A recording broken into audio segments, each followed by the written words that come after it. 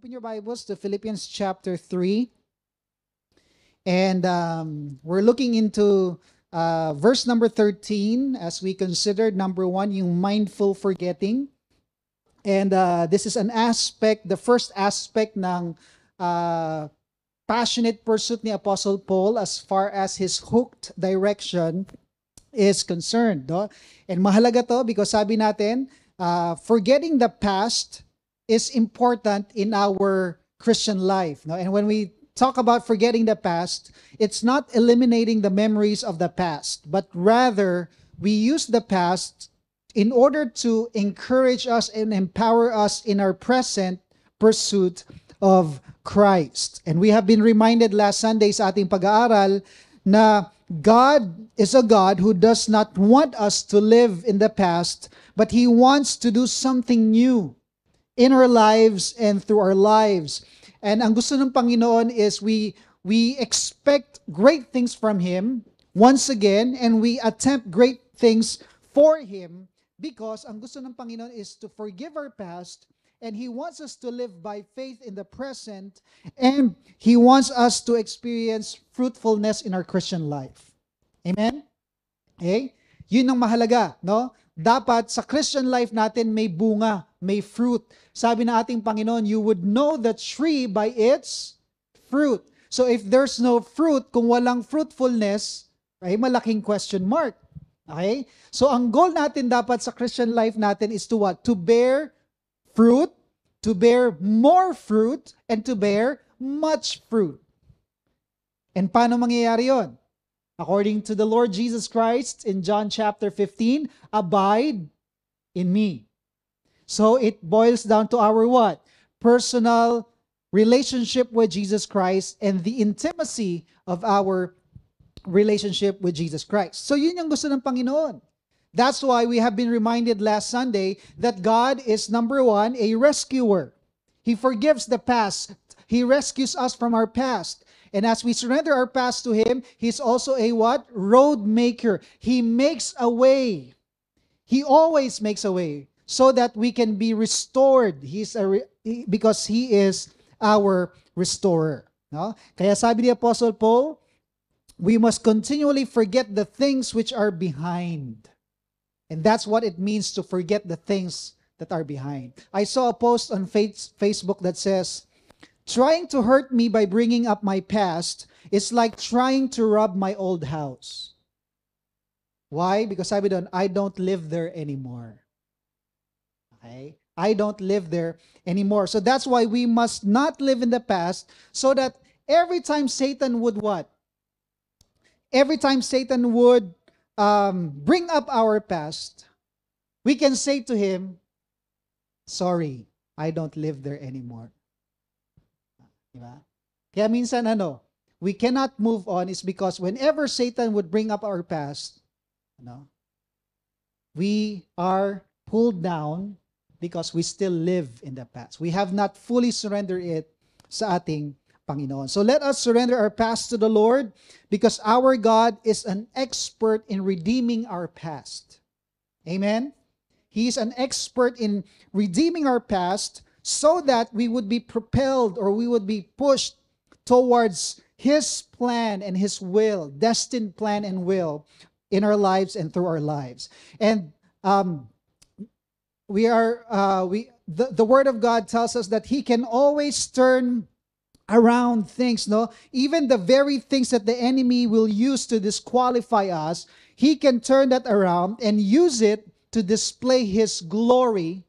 Okay? And also for our own good, no? God, sabi nga sa Romans 8:28, God works all things for our own good, and above all, for His glory. So He can turn them around. So that's why we should not be afraid to let go and let God. Sabi niyo sa katabi mo, let go and let God. Okay, let go, hindi let's go, ha? Alis na tayo, no? Let go and let God, no? Someone said, you must learn. You must let God teach you that the only way to get rid of your past is to make a what? A future out of it. Make a future out of your past. And how do we do that? By surrendering it to the Lord. Because God will waste nothing. In other words, God can even use our past no matter how ugly it might be. As long as we humbly surrender it sa ating Panginoon, no? God will not waste anything. Okay? So that's why we must learn to let go and let God. And sabi nga natin, no? He is a what? Waymaker. Kapag ginawa natin 'yon, parang akala natin imposible ng something good will come out of it, no? But you can never question and limit God's ways. No? God can turn things around for our own good and above all, for His glory. He can make a future out of our past. Amen? He, not us, but He. He can make a future out of our past. So that's why, surrender it to Him and live by faith, trusting Him in the process. Minsan nagiging problema lang natin, minamadali natin si Lord. Gusto natin, kagad, future kagad, restored kagad. No? May process din na kailangan nating pagdaanan because God is number one, testing our faith and He's molding our what? Character. That's part of the process. No? So that's why we live by faith. Okay? Continually trusting God. Now, once our past is settled, then that's the time that we can start what? Moving forward. And sabi nga natin last week, we can now expect great things from God and expect God to do a new thing in our lives. No? Ito yung promise ng Panginoon na tinignan natin last week sa Israel, and this is God's promise to us as well, that the moment we forget the past behind, leave the past behind, we can now start, in the words of the Apostle Paul, reaching forward to those things which are ahead. And that's what we would look into this morning, Philippians chapter number 3, and let's read first chapter number 3, verses 7 up to verse number 14. And I would like to request everyone to please stand in honor of the reading of God's Word. Philippians chapter 3, verses 7 to 14. Let's read it responsively. I'll start with verse number 7, respond in verse 8, and so on until we all together read verse number 14. But what things were gained to me, these I have counted loss for Christ.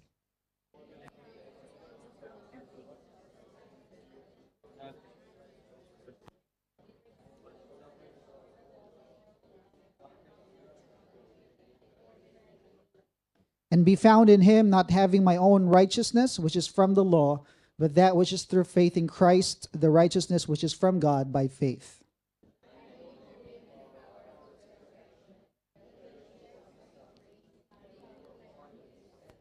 If by any means I may attain to the resurrection from the dead.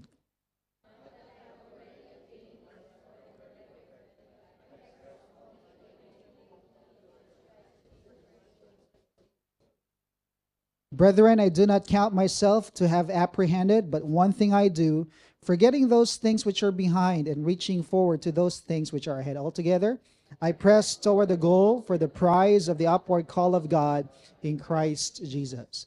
May the Lord add blessing to the reading of His Word. Lord, we come before You once again with humble hearts. We first ask for Your forgiveness, Lord. Search our hearts.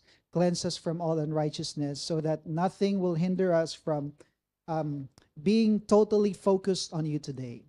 Remove any distractions from our minds, from our hearts, from around us, and cause us just to look upon You, not on other people, not on the preacher, but on You, so that we can be sensitive to the words that You would like for us to learn today from You.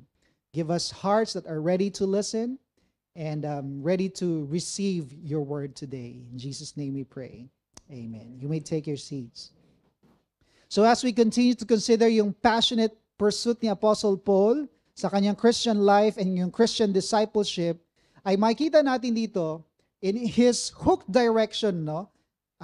Yung first element has something to do with forgetting the past, And the second aspect has something to do with what? Being motivated in moving forward. So makikita natin dito yung motivated forwarding ni Apostle Paul in verse number 13 na kung saan sinabi niya, forgetting what is behind and reaching, okay, forward to those things which are ahead, no? And that's very important.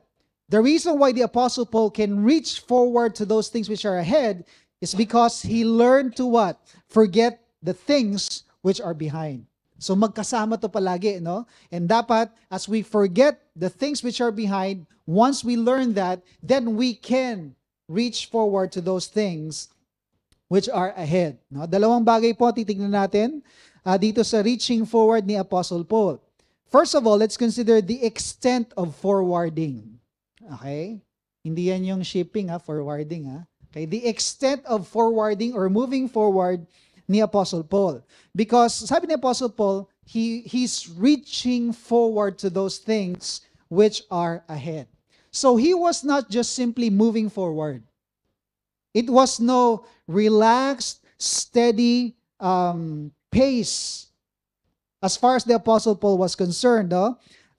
If you look into the Greek language, it's one word in the Greek, epekteno, and it means to extend, to strain after, or to stretch forward. And according to Bible commentators, it's interesting to note that this is the only time that this word has been used in the New Testament. Only here in Philippians chapter number 3. So, the idea of the word is what? To overextend one's self. Overextension. And according to one Bible commentator, epekteno, the Greek word reaching forward, found only here in all scripture, means to stretch one's muscles to their limit, attempting energetically to attain a state or condition. This verb was used to describe a runner who stretches out his what? Neck, and whose eye outstrips and draws onward the hand, and the hand the foot, in other words, his entire body. So makikita natin dito, yung picture na ginamit ni Apostle Paul is that of a runner running the race, and a runner trying to finish the race, and as he tries to finish the race, he's trying to win the race. Okay? Sino sa inyo dito tumatakbo? Hindi tumatakbo sa responsibilidad, ha? Okay? Sino yung athlete before, yung runner? Meron ba? I think si Brother Jeff, no? Runner siya. Sister Sarah, no? Si Shish? Okay? Runner. Tinatakbuhan yung mga manliligaw. Okay? Right? So, anong ginagawa ng runner, no? Kapag malapit na sa finish line, ay anong ginagawa? Ino-overextend yung katawan. Okay? Talagang ini-stretch. Okay? Para towards the finish line, yung neck, yung kung pwede lang yung ilong humaba, papahabain nila yun eh. Okay? Parang Pinocchio, no? Para may advantage sila towards the finish line. Bakit? It's because sa race na ganon, the winner can be decided by a fraction of an inch. Okay? So and second, no? Na kung saan, that's why a runner will try to throw himself across the finish line as far as he can by what? Extending himself. Kaya minsan tumatakbo yung pag slow motion talagang ganun. Yung ngipit kung pwede lang, ganun pa. Lahat ng pwedeng i-extend para mauna sila, makauna silang mag-cross doon sa finish line so that they would win the race, no? And that's the idea that the picture that the Apostle Paul had in mind when he said the words reaching forward to those things which are ahead. In other words, he's saying, I am constantly overextending myself. I am constantly straining myself in trying to reach for the prize of the upward call of God in Christ Jesus.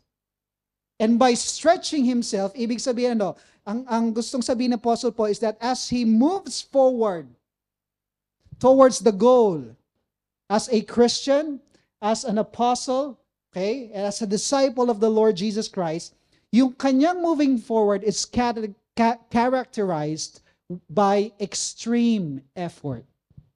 Okay, sabi mo sa katabi mo, extreme effort. Okay.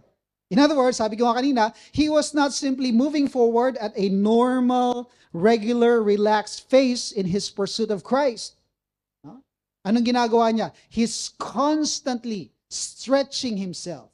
Now, hindi lang ginagawa to ni Apostle Paul when he's about to finish the race, no? Constantly, no? As he runs, he constantly stretches himself as if he's about to finish the race.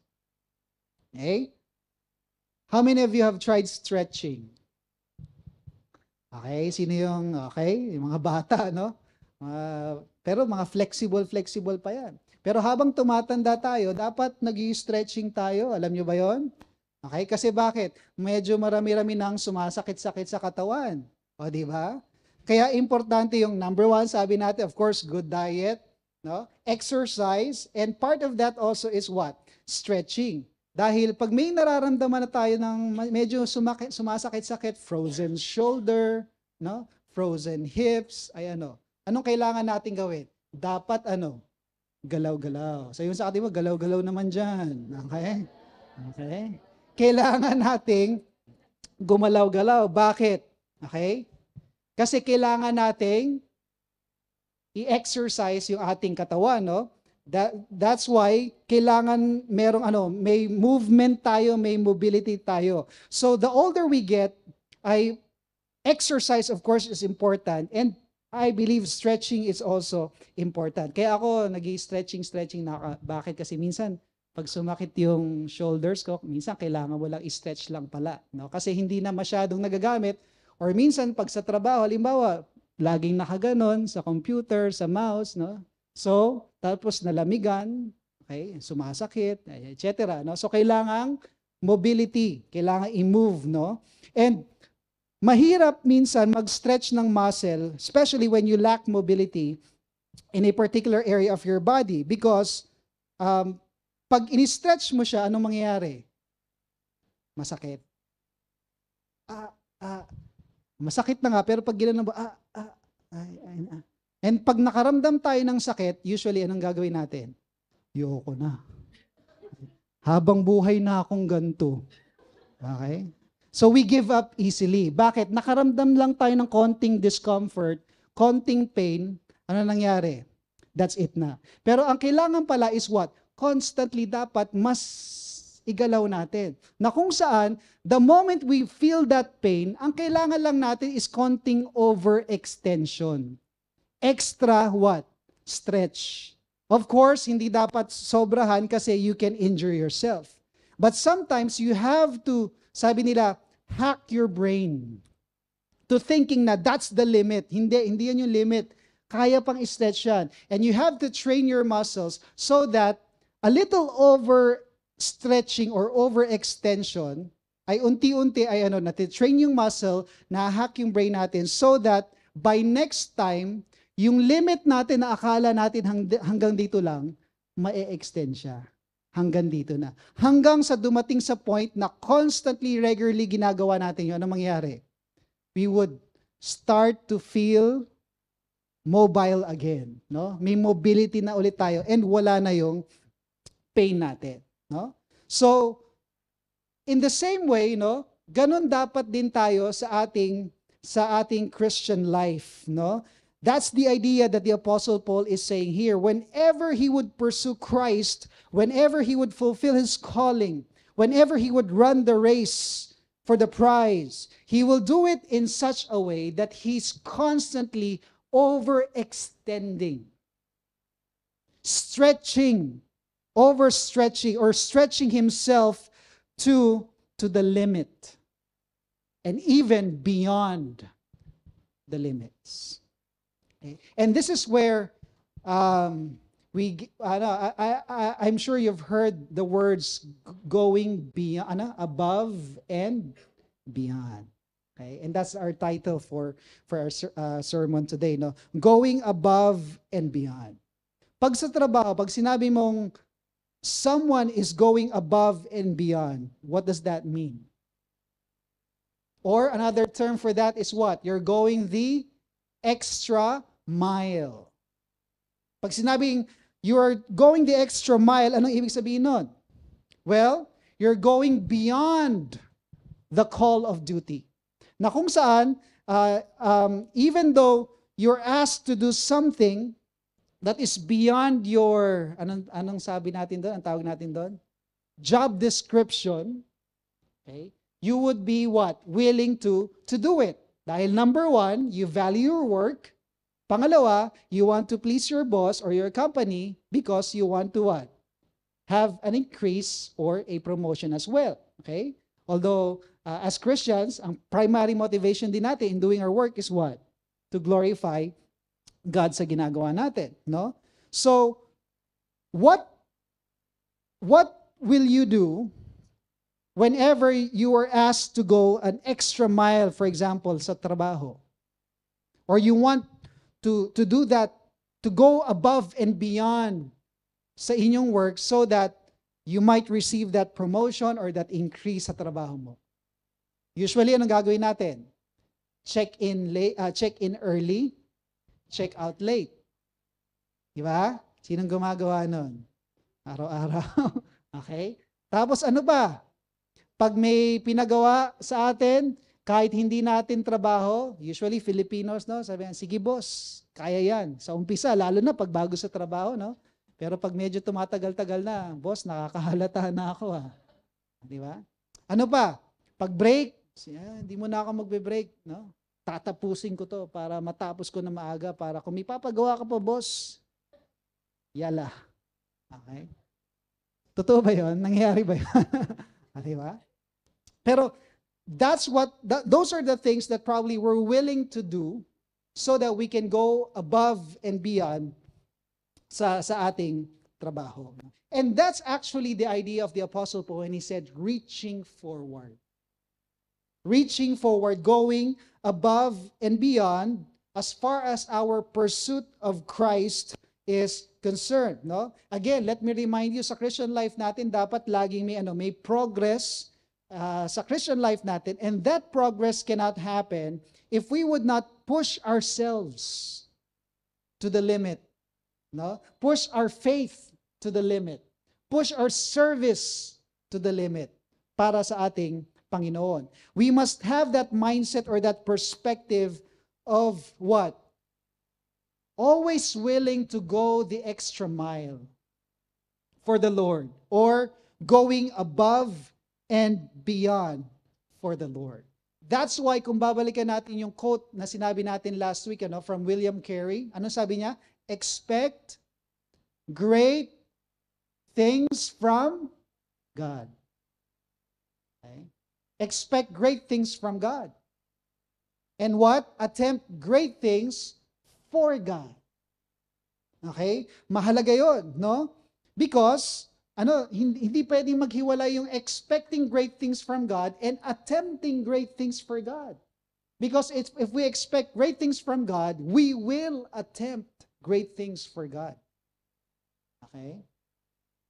Kaya hindi pwede yung expecting great things from God, pero passive, relaxed, no? Sa Christian life natin. No? And sabi nga natin, when we learn to forget what is behind, we can start expecting great things from God again.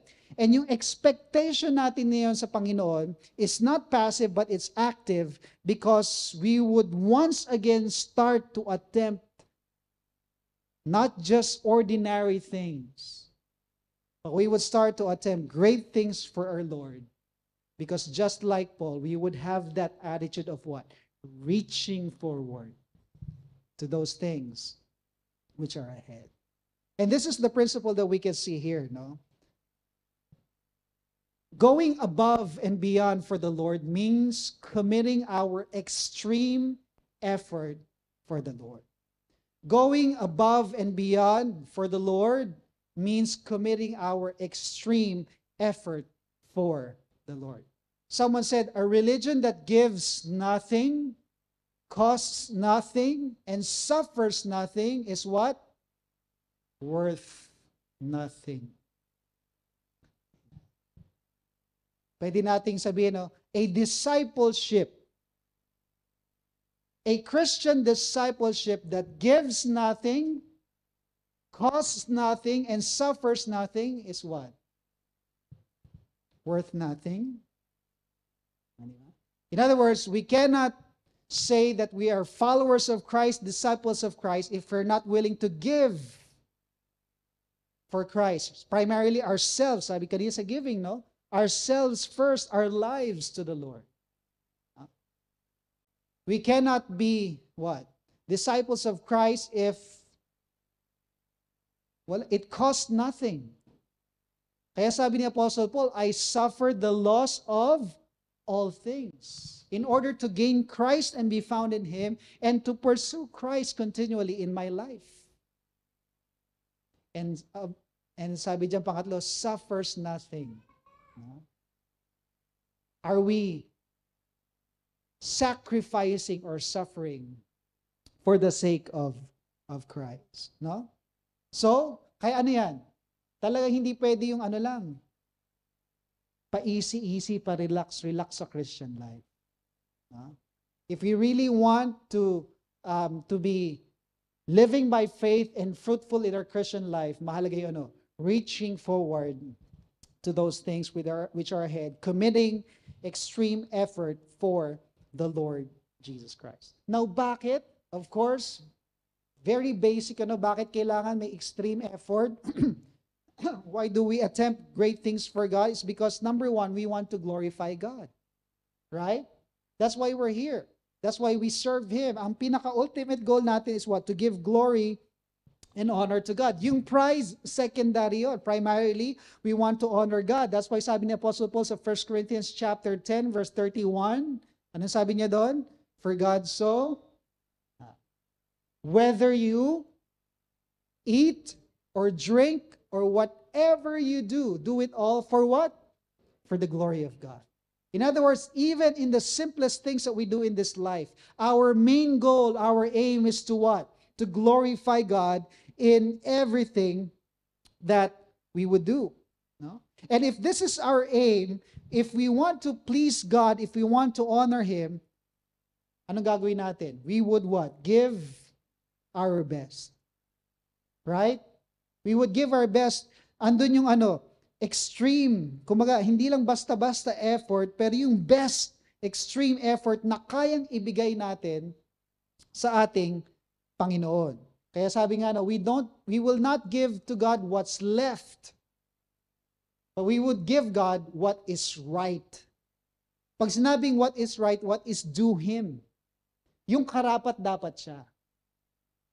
Ang malungkot minsan ay tira-tira na lang ang binibigay natin sa Panginoon. Kaya minsan, during the week kasi pagod na ako sa trabaho ko. Kaya minsan, ang naibibigay na lang kay Lord is, para na lang, kung ano na lang yung kaya. Kung ano na lang yung natitira. Pero, hindi dapat ganon. Because the moment we understand who God really is sa buhay natin, we would realize that He is what? He is worthy of our best. No? If we go above and beyond in order to please our earthly bosses or earthly people, no? How much more our Heavenly Father? Diba? We want to please Him. We want to make Him happy. Amen? Sa lahat ng ginagawa natin. Let me ask you, do you think God was glorified in our singing today?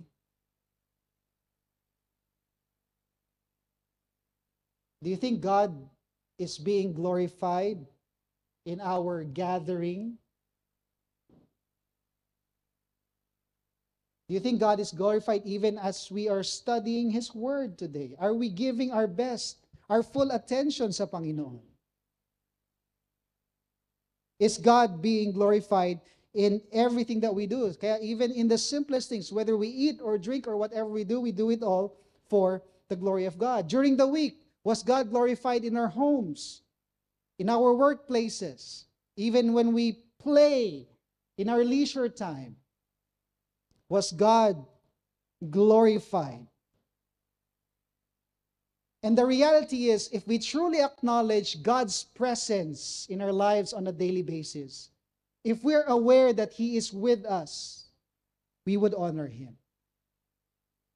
And dapat we rightfully recognize who God really is, that He is holy, that He is God, and He is not a genie sa buhay natin.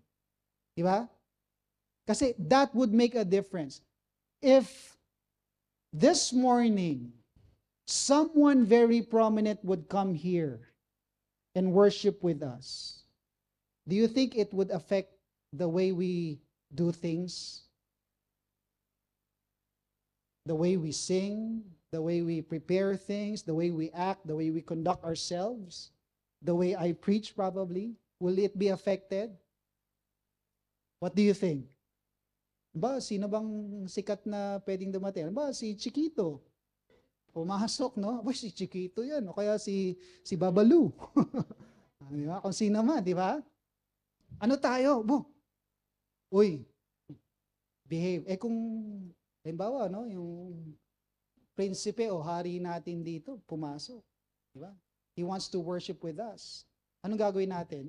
Iba, di ba? Bakit? Of course, not just because we want to, kumbaga yung pakitang tao, pero because we want Him to, be blessed with our worship. Right?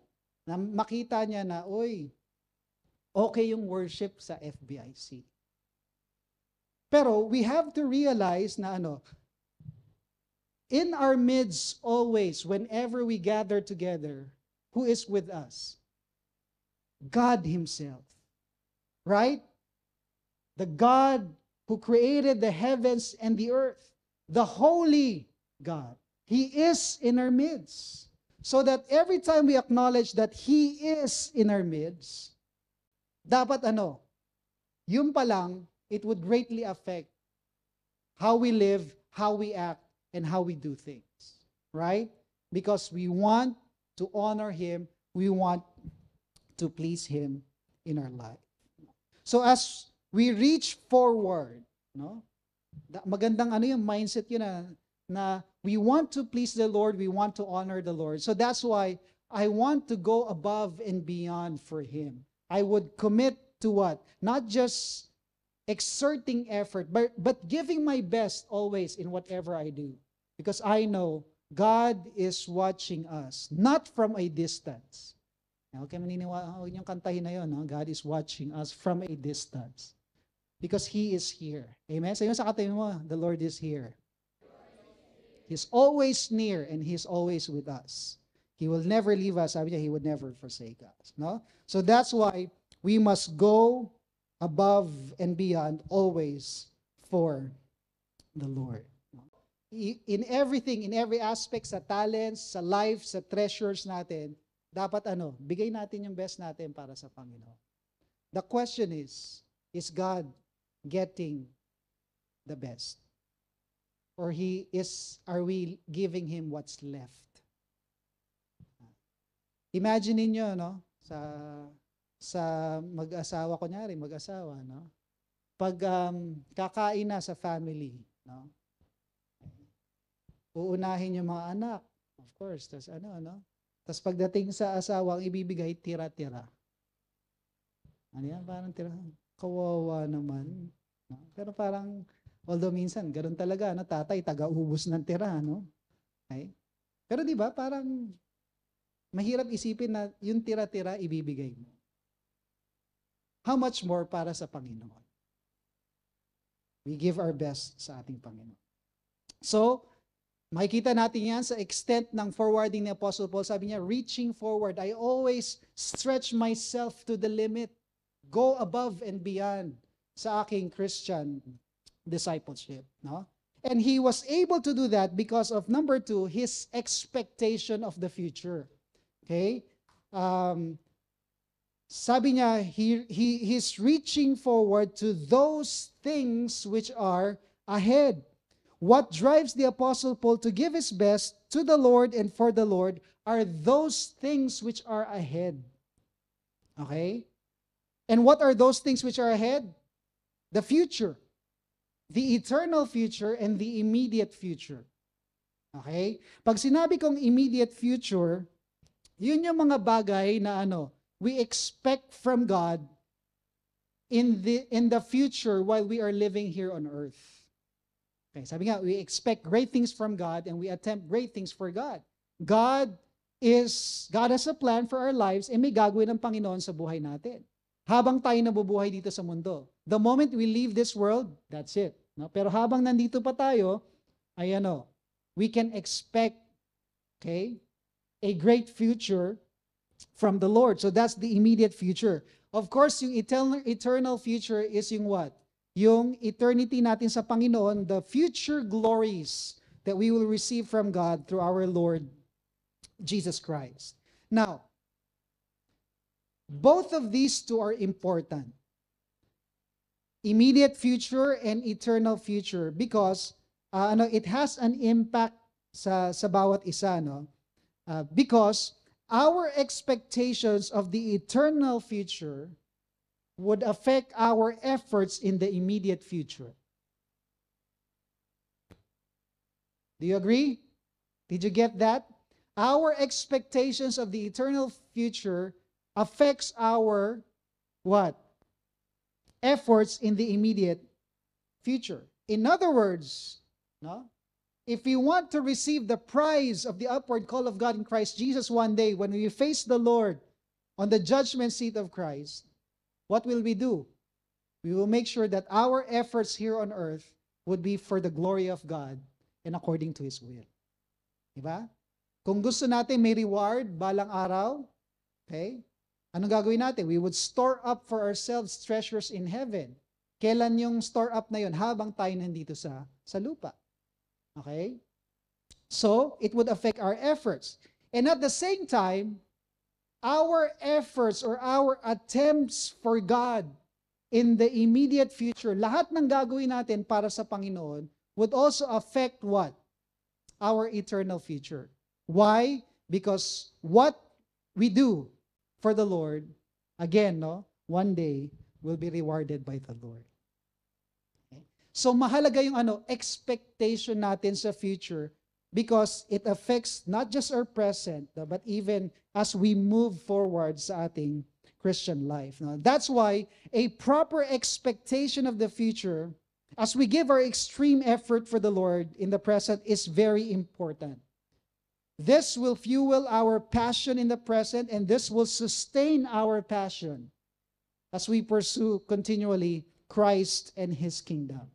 That's why paulit-ulit sinasabi sa salita ng Panginoon, no? We must be what? Heavenly minded as believers. Lalo niyo yung ating New Life campaign, no?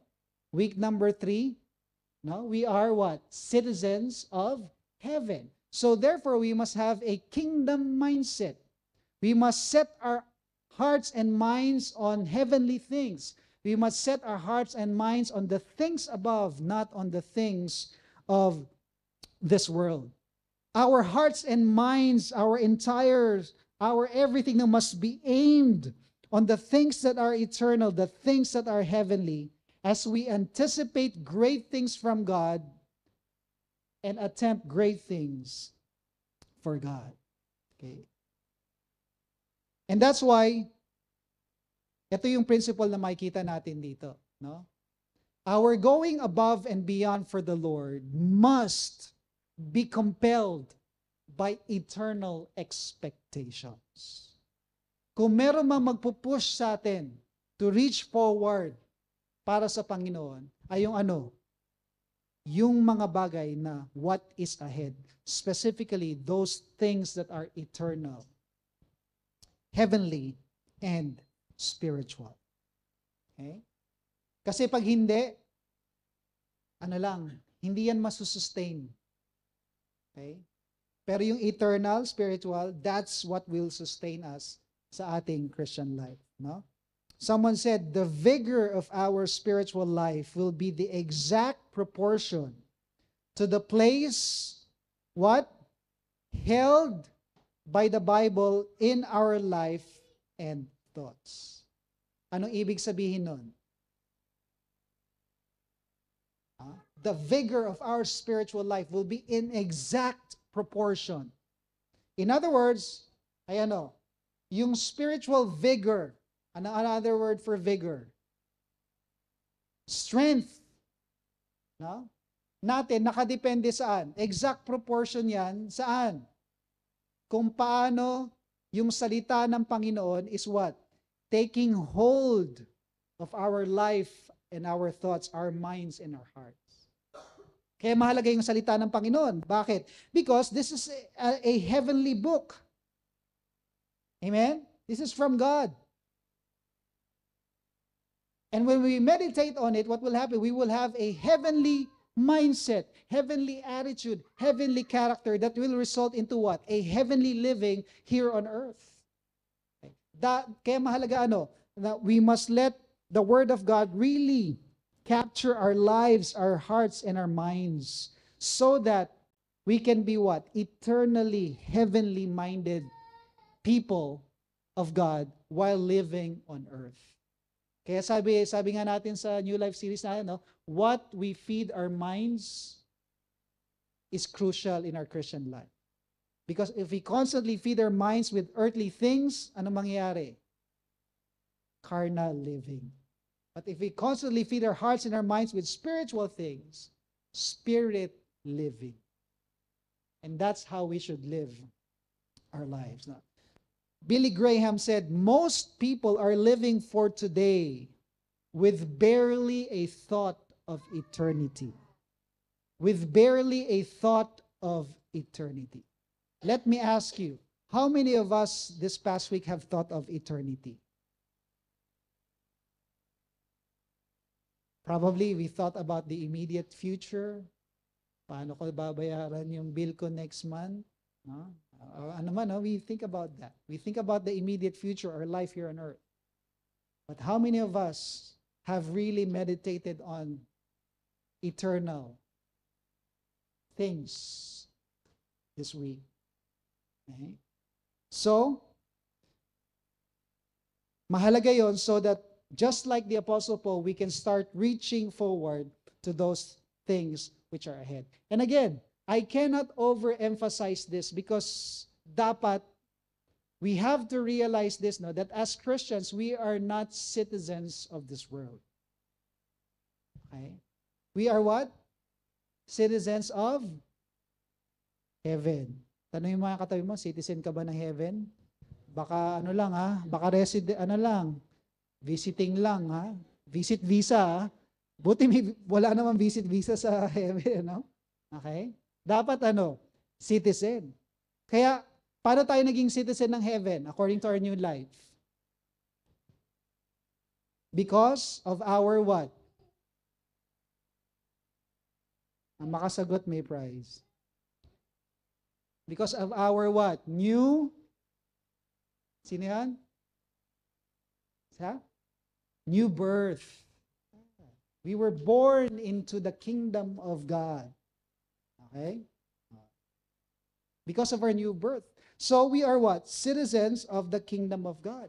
So habang tayo nabubuhay dito sa mundo, citizens na tayo ng kingdom ng Panginoon. So therefore dapat, as we live our lives here on earth, ang mindset natin, ang life natin, ang actions natin, ang perspective natin ay as a citizen of heaven. Why? Because one day, that's where we would spend our eternity. Diba? Sabi ko, sa new life natin, sino dito American citizen? Wala naman, lahat tayo Filipino citizen, diba? Anong perspective mo as a Filipino citizen working here in Dubai?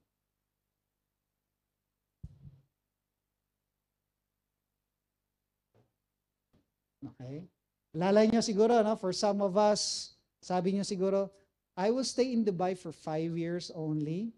I would work hard, save up, so that I will go back to the Philippines, establish my business, a business empire, so that I can retire and live a relaxed life in the Philippines. Diba? Bakit? Kasi alam natin, dahil citizen tayo ng Philippines, saan tayo babagsak? Sa Pilipinas. So bakit tayo nandito? Anong ginagawa natin dito? Paghahandaan natin yung retirement natin sa Philippines. So that's why what happens? We save, we make sacrifices, no? Pursue other endeavors so that mapaghandaan natin yung buhay natin sa Philippines. Bakit? Citizen tayo dun eh. Kaya after 10 years, ano nangyari? Walang ipon. Walang na-establish, walang naipundar. Bakit? Nawala sa focus. Nabago yung mindset. Parang mas masarap dito sa Dubai. Dito na lang kaya ako. Ay, parang wag munang ipon. Gastos muna. Enjoy ko muna. Although I'm not saying we should not enjoy, no? Pero that's our mindset if we know that we are just temporary here. And eventually, we would stay in the Philippines because we're citizens of the Philippines. Dapat ganun din ang mindset natin as citizens of heaven. We prepare for that because that's our citizenship. That's where our citizenship is, and we would spend our eternity there. But let me ask you, how many of us are preparing for eternity?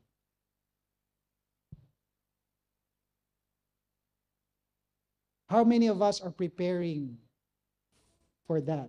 No? Kaya sabi ni Apostle Paul, no? Forgetting what is behind, reaching forward to what is ahead, I press toward the goal of the prize of the upward call of God in Christ Jesus. That's how we prepare for eternity. No? And knowing that this world is not our home and that we would spend eternity with God in heaven, no, sa new heaven and new earth, that would cause us to not live a substandard Christian life here on earth. And as we close, that's the challenge siguro that I would like to leave to all of us today, no? Let us not live a substandard Christian life. Pag sinabi nating substandard, anong ibig sabihin? Ito yung standard.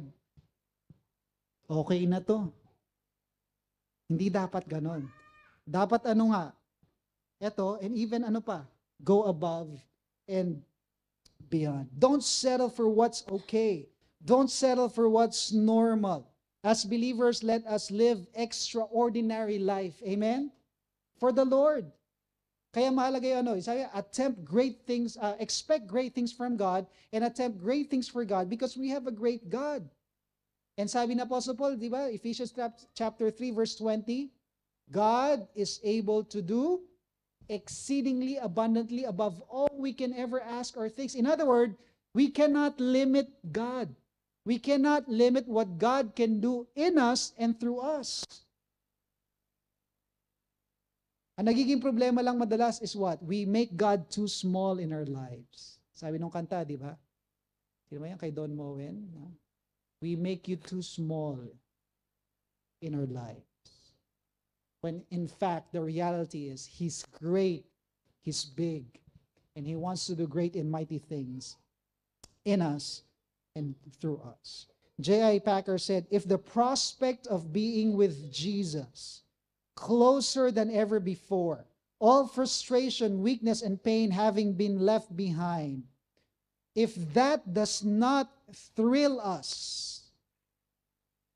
our Christianity is dreadfully substandard.